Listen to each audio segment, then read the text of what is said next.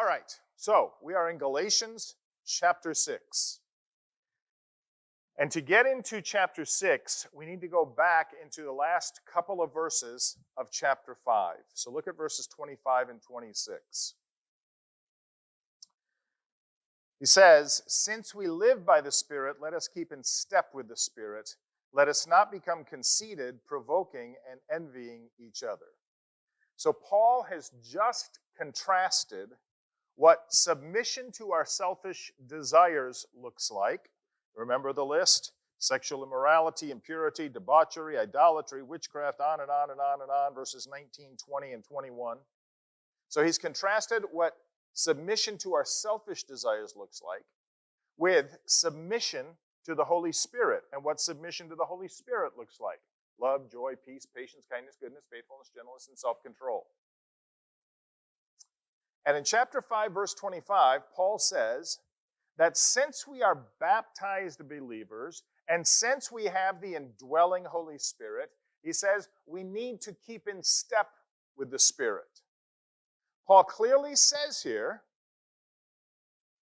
that somebody can have the Holy Spirit and yet choose to live contrary to the Holy Spirit. That's possible. It's possible. Otherwise, he wouldn't say, oh, by the way, also keep in step with the Spirit.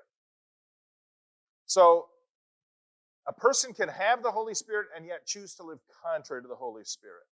But the purpose of the Holy Spirit, the reason we are saved, and to our benefit, would be to keep in step with the Spirit.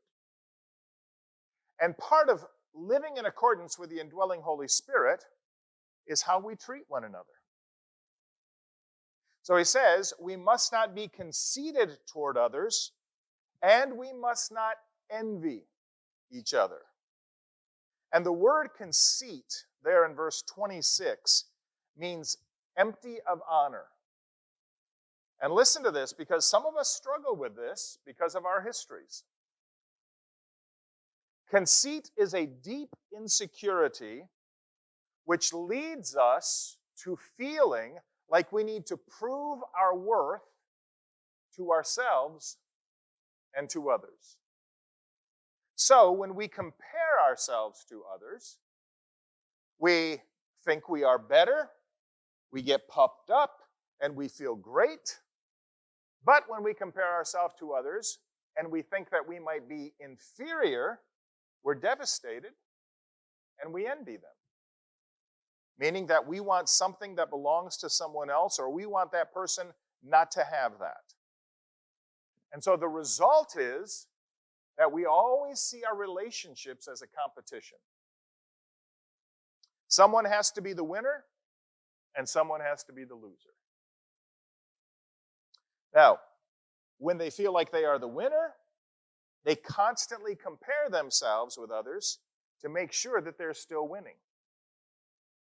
But when they feel like the loser, they despair for themselves and envy those they see as the winners.